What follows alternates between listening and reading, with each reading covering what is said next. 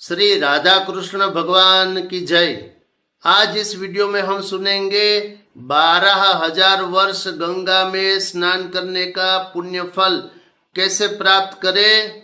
ये श्रृंखला का ये तीसरा प्रवचन। तो इतना अधिक पुण्य फल प्राप्त करने के लिए मनुष्य को बहुत बहुत अधिक मात्रा में श्रद्धा बैठ जानी चाहिए, क्योंकि क्रिया अत्यंत सरल है और 12,000 वर्ष गंगा स्नान करने का पुण्य फल प्राप्त करने के लिए मनुष्य को प्रैक्टिकल गंगा में स्नान करने की कतई कोई भी तनिक भी आवश्यकता नहीं है। अर्थात बिना गंगा जाए गंगा स्नान का पुण्य फल मिलेगा ही, और भारतवर्ष में रहने वाले मनुष्यों को भी मिलेगा। भारत के बाहर किसी भी देश में रहे, इंग्लैंड, अमेरिका, कनाडा, ऑस्ट्रेलिया, किसी भी देश में रहे, वहां पर बैठकर अगर ये धर्म कर्म कर लिया श्रद्धा पूर्वक तो उन्हें भी ये फल मिलेगा ही।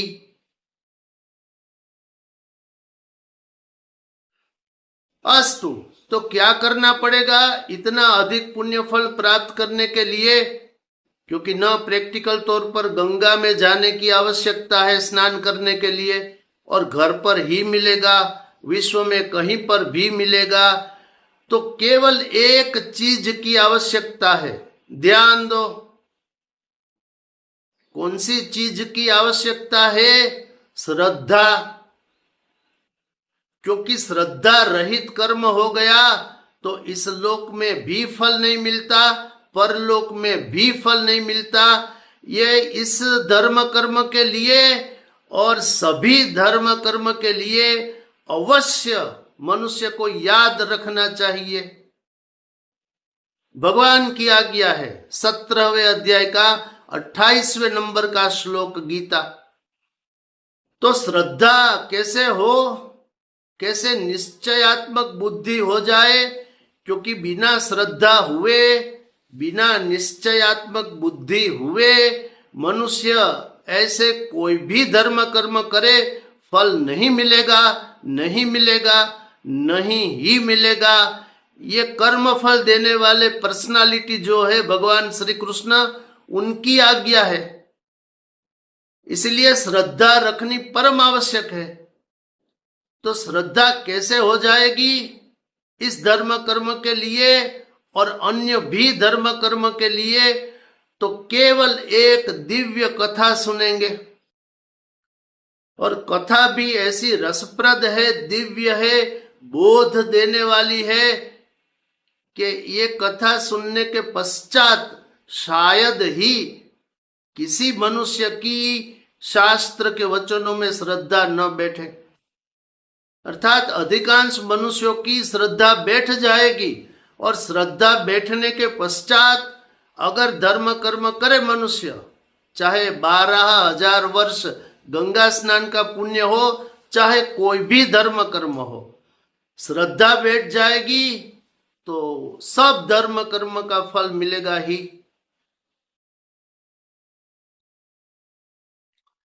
अस्तु, तो एक बार ऐसा हुआ कि भगवान शंकर माता पार्वती नंदी पर सवार होकर पृथ्वी का परिभ्रमण करने निकले। घूमते घूमते नर्मदा के तट पर पहुंचे। तो नर्मदा के एक तट को देखकर भगवान शंकर ने नमस्कार किया, प्रणाम किया। माता पार्वती को आश्चर्य हुआ। माता पार्वती ने कहा, हे प्रभु, सचराचर जगत आपको नमस्कार करता है, और मैं ये क्या देख रही हूं कि आप एक तीर्थ स्थान को नमस्कार कर रहे हैं। मैं ये बात समझ नहीं पा रही। भगवान शंकर ने कहा, हे देवी, तुम ऐसा करो, कि तुम दिव्य विमान में अदृश्य होकर आकाश में बैठ जाओ और देखती रहो यहां क्या होता है।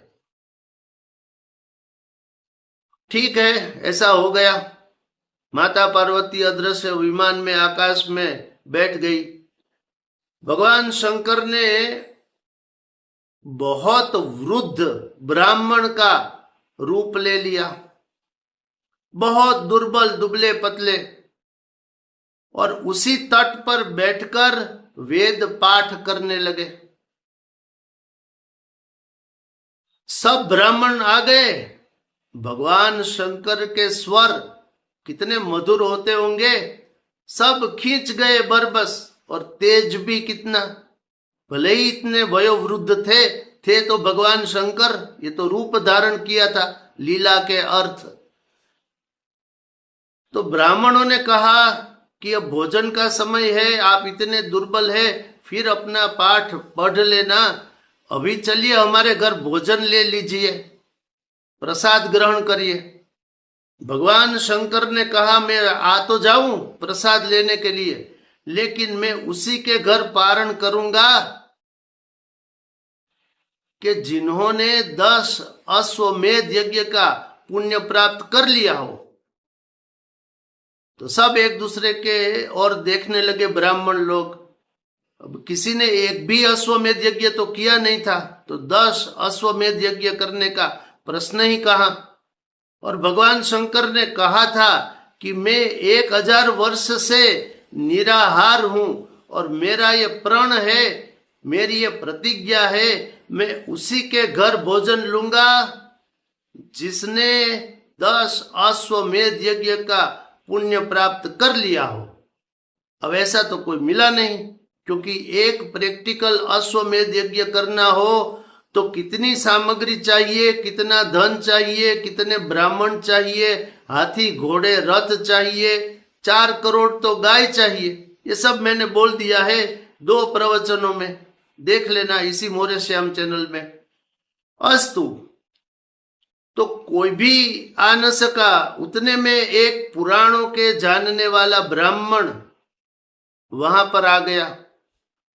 उसने भगवान शंकर के ब्राह्मण स्वरूप से कहा, ये ब्राह्मण देवता, आप मेरे यहाँ भोजन ग्रहण कर लीजिए, और आपकी शर्त क्या है, क्या प्रतिज्ञा है पारण के लिए, ये कृपया बता दीजिए।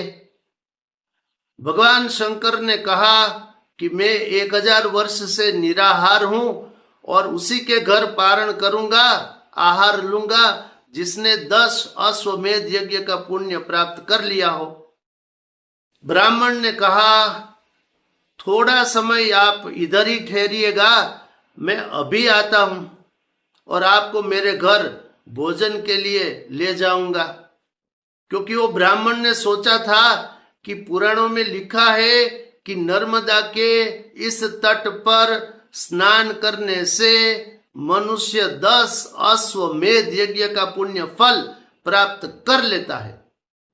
और फिर उस ब्राह्मण ने सोचा कि वेदों, शास्त्रों और पुराणों में लिखी हुई बात असत्य कैसे हो सकती है, इसलिए निश्चयात्मक मेरी बुद्धि हो गई है, इसी तीर्थ में स्नान कर लूंगा और फिर उस ब्राह्मण के पास जाऊंगा। और उस ब्राह्मण ने ऐसा ही किया, नर्मदा के उस तट पर स्नान कर लिया और फिर वापिस आ गया, पूजा पाठ स्नान दान सब धर्म कर्म करके। और भगवान शंकर जो उस वृद्ध ब्राह्मण के रूप में थे, उससे वो कहने लगा। ब्राह्मण ने कहा, हे महातपस्वी ब्राह्मण, आप कृपया अब मेरे घर पर भोजन करने के लिए पधारिए, क्योंकि मैंने 10 अश्वमेध यज्ञ का पुण्य फल प्राप्त कर लिया है। भगवान शंकर को बहुत आश्चर्य हुआ। उन्होंने कहा, अभी तो तुम आए थे और अभी अभी वापिस भी आ गए, इतने में तुमने 10 अश्वमेध यज्ञ का पुण्य फल प्राप्त कर लिया, कैसे? क्योंकि बहुत सा समय होता होगा एक अश्वमेध यज्ञ करने के लिए भी। तो उस ब्राह्मण ने कहा, महाराज आप एक बात बताइए, क्या वेदों, शास्त्रों, पुराणों में लिखी हुई बात असत्य हो सकती है?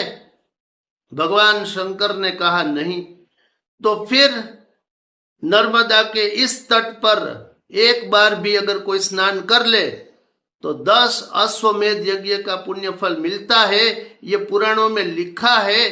तो फिर ये झूठ अर्थात असत्य कैसे हो जाएगा? तो मैंने भी यहां स्नान कर लिया है और 10 अश्वमेध यज्ञ का पुण्य फल प्राप्त कर लिया है। अब आप चलिए मेरे साथ मेरे घर भोजन ग्रहण करिए। तब भगवान शंकर भी निरुत्तर हो गए और उस ब्राह्मण के यहां भोजन करने के लिए निकल पड़े।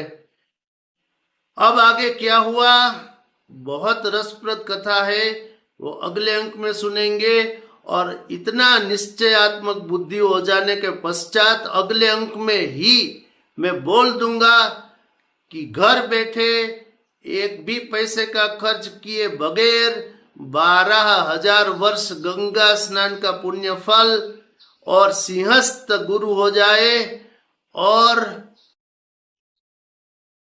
गोदावरी में एक बार स्नान करने का पुण्य फल मनुष्य कैसे प्राप्त कर लेगा, ये दोनों महान महान महानतम पुण्य फल एक साथ ही मिल जाएंगे अगर श्रद्धा है तो।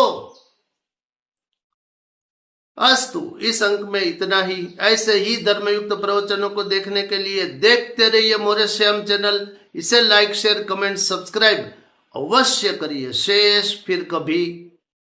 बोलिए श्री राधा कृष्ण भगवान की जय।